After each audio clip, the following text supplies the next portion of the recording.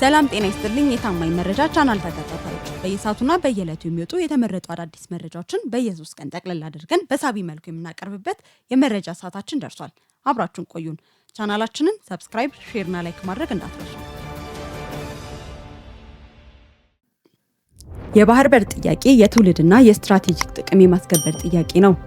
የውጭ ጉዳይ ሚኒስትር ጌዲዮን ጢሞቴዎስ የኢትዮጵያ የባህር በር ጥያቄ የትውልድና የስትራቴጂክ ጥቅም የማስከበር ጥያቄ መሆኑን ገልጸዋል። ሚኒስትሩ ይህንን ያሉት በ6ኛው የህዝብ ተወካዮች ምክር ቤት ላይ ከምክር ቤት አባላት ለቀረበላቸው ጥያቄዎች በሰጡት ምላሽና ማብራሪያ ላይ ነው። በሁሉም የዓለም ክፍል የሚገኙ የኢትዮጵያ ዲፕሎማቶች የጥያቄውን ፍትሐዊነት የዓለም አቀፍ ማህበረሰብ እንዲረዳው ለማድረግ ሰፊ ስራዎችን ሲያከናውኑ መቆየታቸውንም አስረድተዋል። ኢትዮጵያ ከቀይ ባህር ጋር ያላት ትስስር ዘመናት ያስቆጠረና ብሔራዊ ጥቅሟን የምታስከብርበት ቀጠና መሆኑንም ጠቅሷል። ሀገሪቱ ወደ ባህር ለመውጣት በምታደርገው ጥረት መላው ኢትዮጵያዊ አንድ አይነት አቋም ሊኖረው እንደሚገባ ተናግሯል። ለሀገር ታሪካዊ ጠላት ከሆኑ ኃይሎች ጋር ተሰልፎ የኢትዮጵያን ዘላቂ ጥቅም አሳልፎ ለመስጠት የሚደረግ ማንኛውም እንቅስቃሴ መቆም እንዳለበት ሚኒስትሩ በጥብቅ አሳስቧል።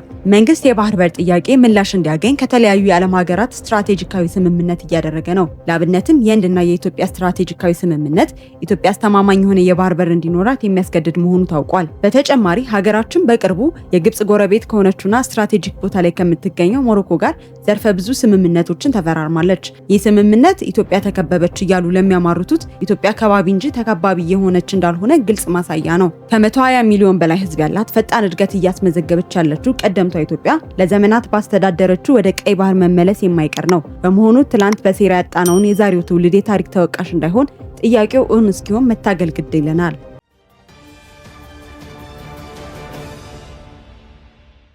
የሰላም መንገድ ብልጫ አግኝቷል። አሁንም ታጣቂዎች የመንግስት የሰላም ጥሪ መቀበላቸውን ቀጥለዋል። በተለይ በአማራ ክልል ግዛቶች የሚንቀሳቀሱ ታጣቂዎች መንግስት የሰጠውን የሰላም ጥሪ ከመቼውም ጊዜ በላይ አሁን በገፍ እየተከተሉ ነው። በዚህም ራሱን 6ኛ ቀኝ ጌታ ዮፍታሔ ንጉሴ ክፍለ ጦር ቀስተ ደመና ብርጌድ ብሎ የሚጠራው ስማቸው ውባን ተጫኔ የሰላምን መንገድ ተከትሏል። ከ2 ክላሽ፣ ከ3 ካዝናና ከ88 ጥይት ጋር በደብረ ኤልያስ ወረዳ ለጥምር ጦሩ እጁን ሰጥቷል።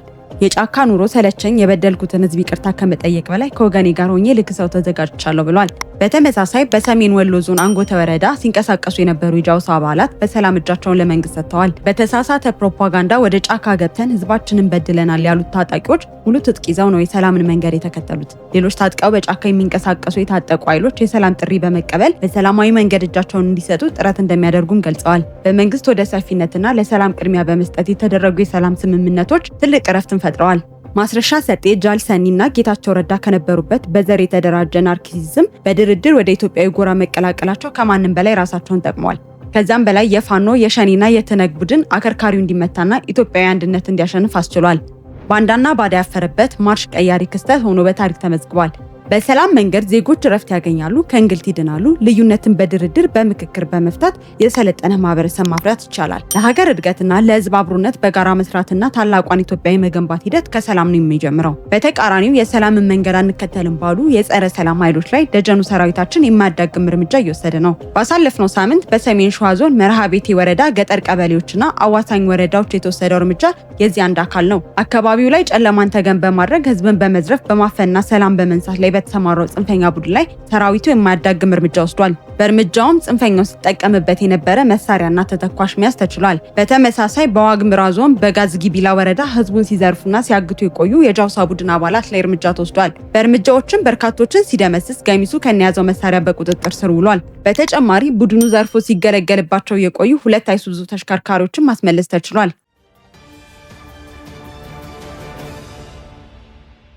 ዲጂታል ወያኔ ተበትኗል።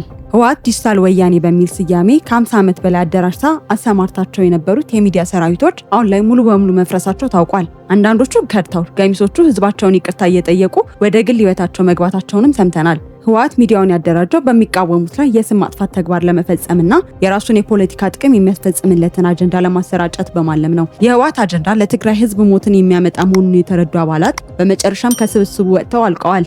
ይህ በእንዲህ እንዳለ የህወሓት ጸረ ህዝብነት፣ ስልጣን አምላኪነትና ግፈኝነት ከመቼውም ጊዜ በላይ አሁን በግልጽ እየታየ ይገኛል። ባሳለፍነው ሳምንት ደብረጽዮን፣ ፈትለወርቅ፣ ጌታቸው አሰፋና ወዲ እምቢታይ ድብቅ ስብሰባ ማድረጋቸውን ከታማኝ መረጃ ምንጭ አረጋግጠናል። በስብሰባውም የደቡብና ደቡብ ምስራቅ ዞን በተለይም የእንደርታ ህዝብ ነጻ መሬት ከወረደው ኃይል ጎን ቆሞ ድጋፍ እያደረገ በመሆኑ እንዲያቆም ትዕዛዝ ሰጥቷል። በተጨማሪ የጻጹን ጉዳይ ይፋ በማድረግ በህዝባችንና የዓለም አቀፍ ማህበረሰቡ ፊት ያጋለጡ የስምረት ፓርቲ አባላት እንዲሁም በማህበራዊ ሚዲያ ያጋሩ ግለሰቦች በአስቸኳይ በቁጥጥር ስር እንዲውሉ አዟል። ይህም ትዕዛዝ እንዲፈጸም ለወዲ እምቢታይ ተልዕኮ ተሰጥቷል። በተመሳሳይ በቡድኑ አረመኔያዊ ተግባር ምክንያት ተፈናቃዩ የሚሰማው ተቃውሞ ተቀጣጥሎ ቀጥሏል። ይህ ጸረ ትግራይ ቡድኑ ተቃውሞውን እየመሩት ይገኛሉ ያላቸውን ተፈናቃዮች በረሃብ ከመቅጣቱ በላይ ማሰር መጀመሩ ተረጋግጧል። የትግራይ ህዝብ ህወሓት አልፈልግም ቢልህ ህወሓት የሙጥኝ ብሎ ህዝብን የፖለቲካ መጠቀሚያ አድርጎታል። ለዚህም ነው የቀድሞ የህወሓት አባላት ወይዘሮ ኬሪያ ኢብራሂም በትግራይ ክልል መሰረታዊ ለውጥ ሊመጣ የሚችለው ህወሓት ከተወገደ ብቻ ነው ያለችው። የትግራይ ህዝብ አሁን የህወሓት ትክክለኛ ማንነት አውቆ እርሱን ከቡድኑ ለመላቀቅ ትግል ጀምሯል። ከነበርካታ ግፎቹ ለዘመናት ህወሓትን እንደ ሁለተኛ አምላኩ ሲቆጥር የኖረው ህዝብ አሁን አፍ አውጥቶ ቡድኑን ማውገዝ ጀምሯል። ሀገር ወዳዱና ጀግናው የትግራይ ህዝብ ከእንግዲህ በኋላ በህወሓት የሴራ ፖለቲካ እንደማይታለል አሳውቋል። የአንድ ቡድን ህልውና ለመጠበቅ ሲባል ዋጋ የሚከፍል ህዝብ ከእንግዲህ ወዲህ የለም። ቡድኑም ከዚህ በኋላ የሚሸሸግበት ምስኪን ህዝብ እንደሌለ ሊያውቅ ይገባል። ህወሓት ለተፈናቃይ የእርዳታ እህል ከልክሎ ያስራበው አንድም ፖለቲካ ሊሰራበት ሌላም ሰዎች አዝነው ገንዘብ እንዲሰበስቡ በማሰብ እንደሆነ ግልጽ ነው። የተሰበሰበውንም ገንዘብ ለተጨማሪ የጦር መሳሪያ መግዣነት ለማዋል ዓላማ እንዳለው የሚታወቅ ነው። ይህ ሁሉ የሴራ ድራማም ይህን ግቡን ለማሳካት ነው። ከዚህም ጋር ተያይዞ በትግራይ ክልል የሚያከናውነውን የቀድሞ ተዋጊዎችን ትጥቅ ማስፈታትና የመበተን ስራም በቀድሞ ህወሓት ተስተጓጉሏል። ይህንንም ተከትሎ የፌዴራል መንግስቱም ለዚህ ጉዳይ የሚልከውን በጀት በይፋ አቋርጧል። በዚህም መሰረት የኢትዮጵያ ፌዴራላዊ ዲሞክራሲያዊ ሪፐብሊክ የብሔራዊ ተሃድሶ ኮሚሽን በትግራይ ያለውን ሰራተኛ መበተኑን አሳውቋል። ከመጪው ጥር ጀምሮ ስራ በሌለበት በሲቪል ሰርቪስ አሰራርና ህግ መሰረት ደሞዝ መክፈል እንደማይቻል ለባለሙያ በደብዳቤ ይፋ አድርጓል። በጽንፈኛው ህወሓት ህገወጥ አካሄድ ምክንያት በርካታ ዜጎችን ስራ አጥ እየሆኑና በክልሉ ችግርተኞችን እያበዙ ይገኛሉ። የገዛ ህዝቡን በረሃብ ቀጥቶ ለችግር አጋልጦ ፖለቲካ የሚሰራውን ነውረኛ ቡድን ከትግራይ ምድር ማጥፋት ጊዜ የማይሰጠው ጉዳይ ሊሆን ይገባል።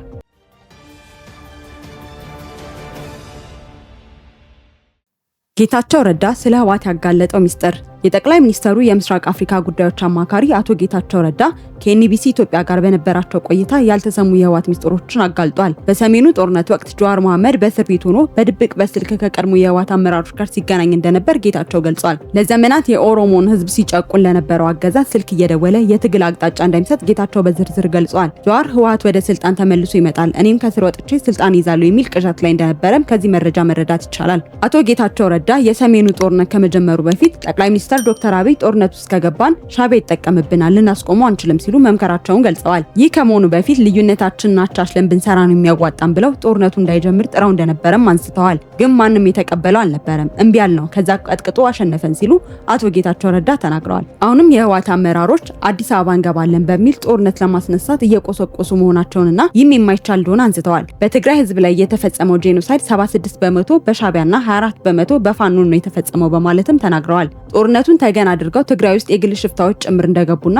ክልሉ ላይ ከፍተኛ ቀውስ እንደፈጠሩ አቶ ጌታቸው በዝርዝር አስረድተዋል። ኢሳያስ በሰላም ስምምነቱ ምክንያት ትግራይን ከማጥፋት እቅዳችን ተደናቀፈ በሚል ከስምምነቱ ወዲህ ከፌዴራል መንግስቱ ጋር ግጭት ውስጥ መግባቱ ተናግሯል። ይህ ሆኖ ሳለ ዛሬ ከዚህ ጸረ ትግራይ ጋር ለመስራት መነሳት ነውረኝነት ነው ሲሉም ገልጸዋል። ህወሓት ሀሳብን በሀሳብ ማሸነፍ እንደማይችል ለሁሉም ነገር ጉልበት እንደሚጠቀም በቆይታቸውም አንስተዋል። የህወሓት አመራሮች ኑ ንግግር አድርጉ ቢባሉ ጠላ ቤት ከሚውሉ አሮጊቶች የተሻለ ንግግር አያደርጉም። የትግራይ ህዝብን ከዚህ ችግር ውስጥ ለማውጣት ሀሳብ አደራጅተው መፍትሄ ማምጣት አይችሉም ሲሉ አቶ ጌታቸው ገልጿቸዋል።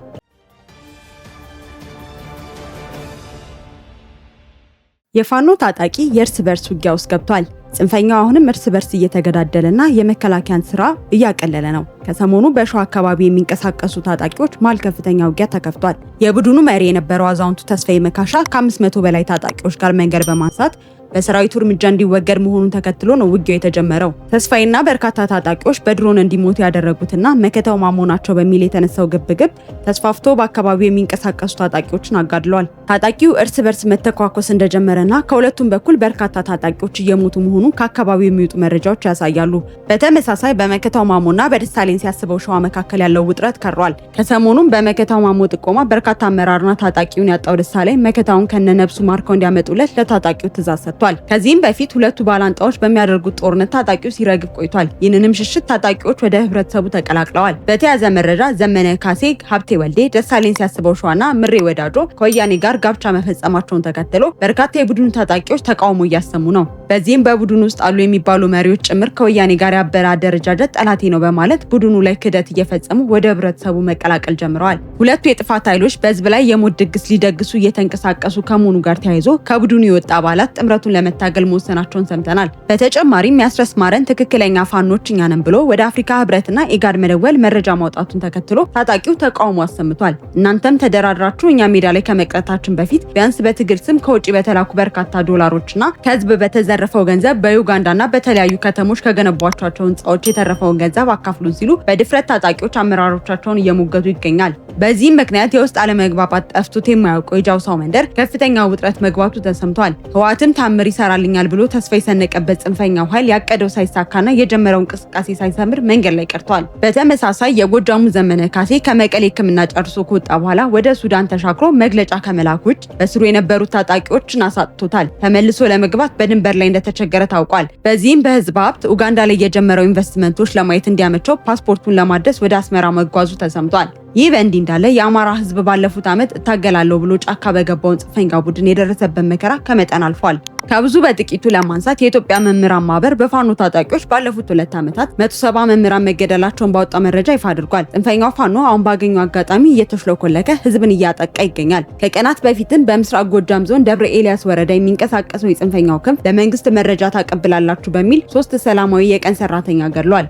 እነዚህ ምስኪን ሴቶች አሰቃይቶና ያላደረጉትን አደረግን እንዲሉ አስለፍልፎ ቪዲዮ ከቀረጸ በኋላ እንደ ልማዱ በአሰቃቂ ሁኔታ ገድሎ መጣሉ ተረጋግጧል። ጽንፈኛው ቡድን የገዛ ህዝቡን ለእንግልት ለችግርና ሰቆቃ ዳርጓል የምንለው በምክንያት ነው። ይህንንም የአማራ ህዝብ በሚገባ ተረድቶታል። በጎጃም ሰሞኑን ህዝቡ ተሰብስቦ የተወያዩበት መድረኮችን ለዚህ ማሳያ ማቅረብ ይቻላል። በታጣቂው ቤተሰቦቻቸው የተገደለባቸው፣ የተዘረፉ፣ የታገቱ ሁሉም የደረሰባቸው መከራና ሀዘን እየገለጹ ለዚህ ሁሉ አስተባባሪዎች ዘመነ ካሴና አስረስ ማሬ ጠላቶቻችን ናቸው ሲሉ ተደምጧል።